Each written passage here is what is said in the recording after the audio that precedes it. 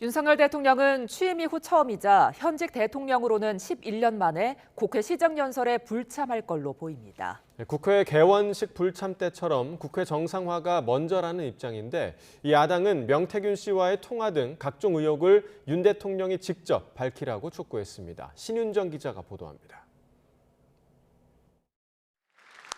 취임 엿새 만에 코로나19 추경안 통과를 위해 첫 시정연설에 나선 뒤 2년 연속 예산안 시정연설을 위해 국회를 찾았던 윤석열 대통령. 예산안 설명과 통과를 당부하면서도 여야 대표단을 만나 쓴소리 듣는 것도 마다치 않았습니다. 국회에 와서 우리 의원님들과 또 많은 얘기를 하게 돼서 저도 아주 취임 이후로 가장 편안하고 기쁜 날이 아닌가. 올해 윤 대통령은 취임 뒤 처음 국회 시정연설에 불참할 것으로 보입니다.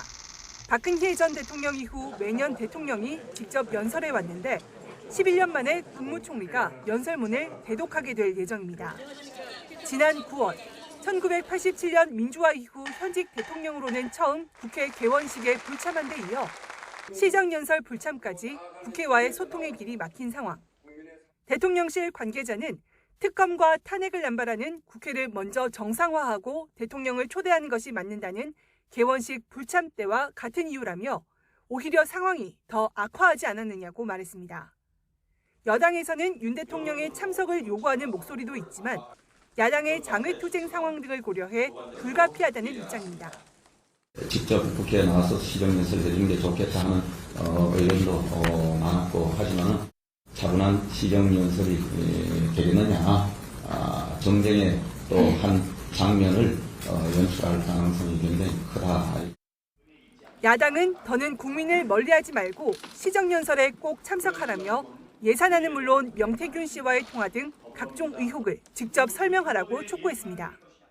명태균과 관련된 것뿐 아니라 모든 의혹들에 대해서 직접 국민 앞에 솔직하고 명명백백하게 밝히기를.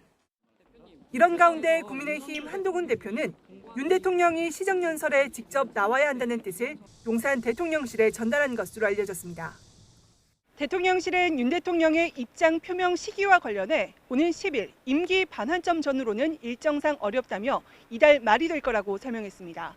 최종 시기와 방식, 내용에 대한 윤 대통령의 최종 결심만 남은 것으로 보입니다. YTN 신윤정입니다.